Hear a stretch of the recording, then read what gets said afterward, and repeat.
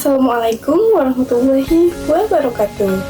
Halo semuanya, perkenalkan nama saya Ananda Nifta Medina Datau dengan NIM 24111027. Baiklah teman-teman, kali ini saya akan membahas tentang dampak hukum isbat nikah. Jadi yang pertama itu ada dampak terhadap keabsahan pernikahan.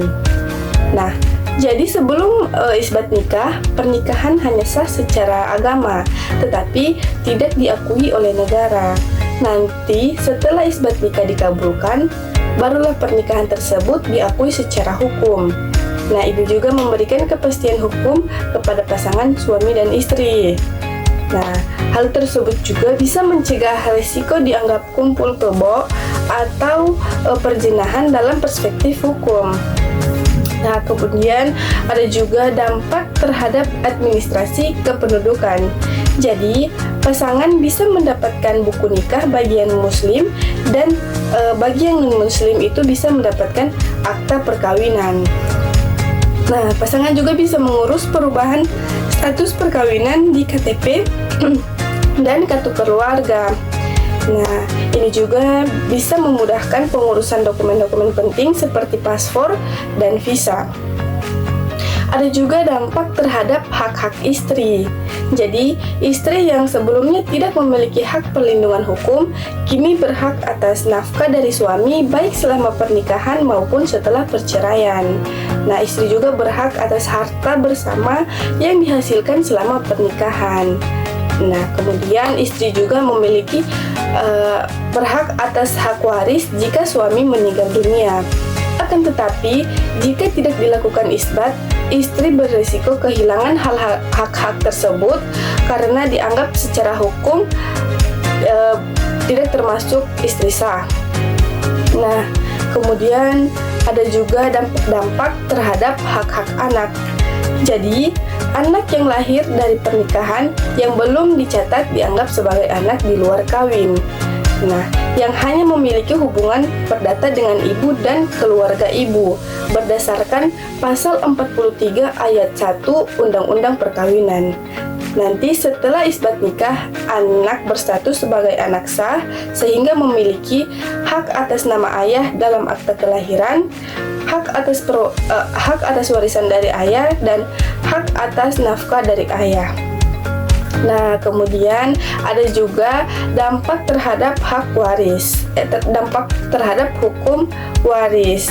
Nah, jika pernikahan tidak diisbatkan, istri dan anak tidak memiliki hak waris terhadap harta suami. Nanti setelah isbat, barulah status ahli waris menjadi sah sehingga istri dan anak dapat menerima warisan sesuai hukum Islam atau hukum perdata yang berlaku. Ada juga dampak hukum terhadap perceraian. Nah, jika pasangan ingin bercerai, pernikahan harus memiliki bukti sah. Tanpa isbat nikah, gugatan cerai tidak bisa diajukan ke pengadilan. Nah, nanti kalau misalnya setelah di isbat nikah itu dikabulkan, pasangan bisa mengajukan cerai secara hukum jika ingin berpisah. Kemudian, hak-hak istri dan anak dalam perceraian terjamin, seperti hak nafkah dan hak asuh anak. Kemudian ada juga dampak terhadap poligami dan status perkawinan ganda. Jadi, jika seorang pria melakukan poligami tanpa izin, isbat nikah bisa menimbulkan konflik hukum karena istri pertama mungkin tidak mengetahui pernikahan kedua. Dalam beberapa kasus, isbat nikah bisa digunakan untuk melegitimasi pernikahan siri. Tetapi, jika bertentangan dengan hukum, pengadilan bisa menolaknya. Jadi, isbat nikah juga bisa digunakan untuk membuktikan bahwa seseorang sedang tidak dalam ikatan pernikahan lain, misalnya dalam kasus perceraian yang belum dicatat secara resmi. Perlu teman-teman tahu, ada juga dampak pidana dalam kasus perkawinan tanpa pencatatan. Jika pernikahan dilakukan tanpa pencatatan dan kemudian diisbatkan, biasanya tidak memiliki sanksi pidana. Namun, dalam beberapa kasus bisa timbul masalah hukum, seperti perkawinan di bawah umur tanpa izin pengadilan bisa dianggap melanggar Undang-Undang Perlindungan Anak.